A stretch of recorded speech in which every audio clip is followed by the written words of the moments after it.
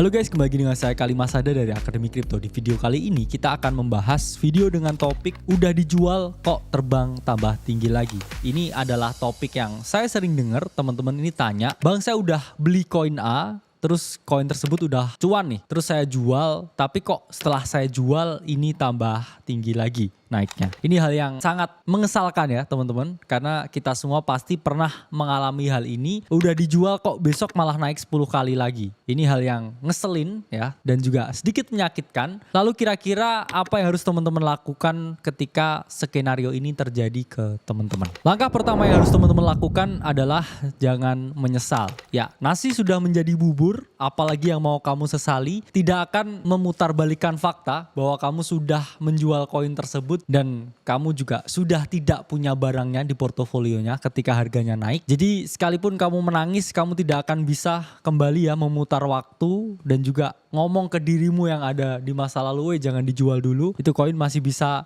naik ya jadi multi bagger. Itu adalah hal yang tidak akan pernah mungkin bisa kalian lakukan. Jadi menyesali sesuatu yang udah terjadi itu adalah tindakan yang sia-sia. Lebih baik kita melihat apa yang akan mungkin terjadi di masa yang akan datang. Jadi langkah terbaik jangan disesali dan juga move on. Kedua adalah hargai trading plan. Ketika teman-teman klik tombol buy dan akan membeli suatu project, ini teman-teman pasti sudah berpikir di mana saya harus menjualnya. Pasti teman-teman membuat sesuatu yang namanya trading plan, kapan teman-teman ini harus entry, di mana area invalidasinya ketika itu gagal, dan di mana area take profitnya ketika teman-teman berhasil trading plan-nya. Nah, ketika teman-teman udah buat trading plan-nya dan trading plan ini berhasil ya, target profitnya udah hit. Lalu kenapa teman-teman nyesel untuk menjual aset tersebut? Itu kan menunjukkan kalau teman-teman tidak konsisten atau inkonsisten dengan trading plan yang teman-teman miliki. Kalau memang saya beli di $1 dan saya target untuk jual di $2, ya sudah, ketika mencapai $2 ini udah waktunya untuk menjual. Tidak waktunya untuk menyesali ketika setelah teman-teman jual di $2 dia mungkin masih naik ke $3 atau $4. Karena teman-teman dari awal sudah buat trading plan-nya dan teman-teman harus respect trading plan-nya. Karena sekecil apapun profit itu jauh lebih baik daripada loss. Jadi tetap bersyukur dengan berapa banyak profit yang kita peroleh teman-teman.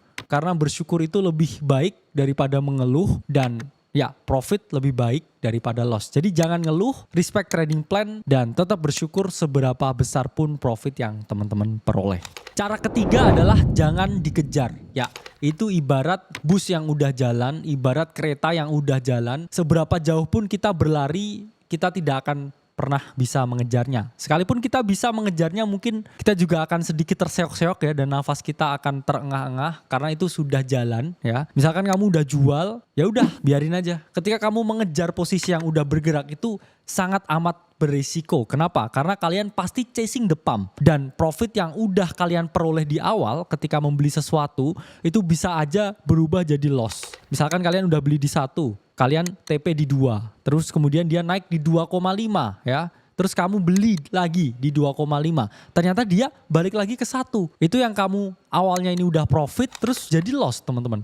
Dan di sini teman-teman pasti ya melakukan apa yang namanya revenge trading. Jadi teman-teman deposit lagi uang lebih banyak untuk kemudian average down lagi. Setelah di 1 ini beli lagi, posisinya double, terus dia turun lagi ke 0,5. Itu teman-teman yang awalnya tadi untung kemudian malah jadi buntung ya. Awalnya udah untung, sekarang jadi rugi. Dan ketika teman-teman rugi ya, biasanya ada kecenderungan untuk terus menambah posisi, terus beli lagi sampai tokennya ini turun tambah lama, tambah jauh. Sehingga teman-teman harus respect deh trading plan-nya. Kira-kira saya ini mau jual di mana ketika teman-teman udah beli. Jangan sampai beli ya, udah bisa masuk tapi nggak bisa keluar ya. Itu adalah hal yang tidak boleh teman-teman lakukan. Jadi tahu kapan harus take profit, dan ya udah ya, ketika udah selesai take profit, syukuri profitnya.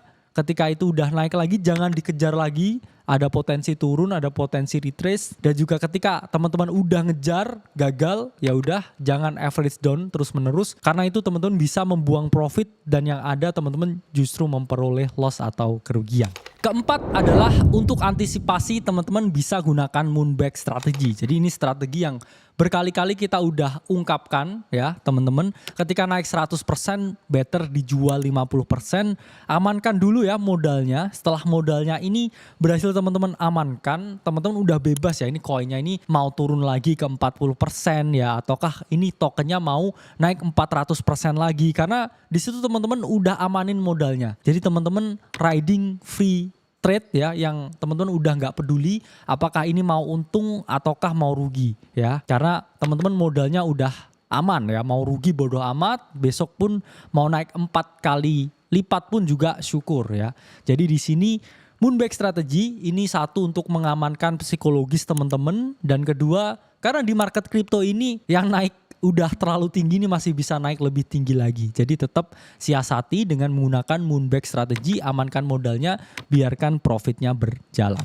Dan hal kelima di sini adalah jangan jadi toxic dan nyebar food. Apa itu food? Food itu adalah fear, uncertainty, and doubt. Ini adalah hal yang sering kita dengarkan, terms yang sering diulang-ulang di kripto, di mana food ini dilakukan oleh mereka ya, yang kadang ini barisan patah hati ya istilahnya. Mereka udah jual koin tertentu, ternyata masih naik-naik lagi koinnya, dan mereka akhirnya sebar food di komunitas ya, jelek-jelekin koin yang dia udah nggak punya barangnya, yang mana dia sold ketika ini cuma naik kecil ya, terus habis itu koin ini misalkan jadi top 20 market cap. Nah ini jangan teman-teman lakukan ya, jangan jadi toxic ya seperti itu, kemudian nyebar food yang nggak jelas ya, bilang ini projectnya jelek ya, ini project rug pull, ini ditinggal developernya, ini udah overvalue dan lain sebagainya. Karena itu kamu jadi orang yang toxic ya, dan orang yang toxic ini ada chance, ada kemungkinan di lain kesempatan, di lain waktu teman-teman justru dijauhkan dari keuntungan ya. Jadi ya udahlah ya, move on aja ketika ini projectnya udah naik berkali-kali lipat, dan teman-teman lihat ya potensi lain yang mungkin masih bisa teman-teman beli. Jangan ngefood project yang udah kamu jual. Terakhir adalah pahami selalu akan ada kesempatan yang lebih baik lagi di masa yang akan datang. Crypto market itu market yang sangat demokratis, buka terus ya 24 jam, selalu ada naratif baru, cycle baru ya, project baru, dan juga investor baru. Jadi nggak ada alasannya ya teman-teman yang udah missing out koin A ini bakal missing out lagi selanjutnya, karena selalu ada potensi di koin B, koin C, koin D, dan koin yang lain sebagainya. Bahkan ketika teman-teman udah sold ya koin yang A, mungkin cuma dapat profit dikit ya tadi ya, jangan ngefood, jangan stres ya, nggak bisa kamu sesali. Mungkin teman-teman bisa lihat alternatif di koin A ini apa. Misalkan koin A ini adalah koin di narasi artificial intelligence yang menggunakan marketplace AI misalkan, untuk mempertemukan pihak yang membutuhkan AI dengan pihak yang bisa menyediakan computing powernya AI. Di sini teman-teman lihat ya, tengok project-project lain yang mungkin kapitalisasi pasarnya masih lebih kecil ya, diamonds in the rough ya, hidden gems yang mirip dengan token A ya. Dan di sini teman-teman bisa berinvestasi di token B dengan harapan ya ini bisa mengikuti jejak langkah dari koin A ini. Jadi ketika teman-teman udah kelewatan ya versi yang originalnya, teman-teman bisa dapetin versi Walmartnya, yang mana keuntungan di market crypto itu sangat tidak terbatas asalkan kita tahu dan bisa memanage risikonya. Oke guys, itulah cara-cara, langkah-langkah, tips-tips supaya teman-teman ini nggak sakit hati ya ketika membeli suatu koin udah profit dijual tapi kok tetap lebih tinggi lagi. Oke, saya Kali Masada dari Akademi Kripto. Sampai berjumpa di video selanjutnya.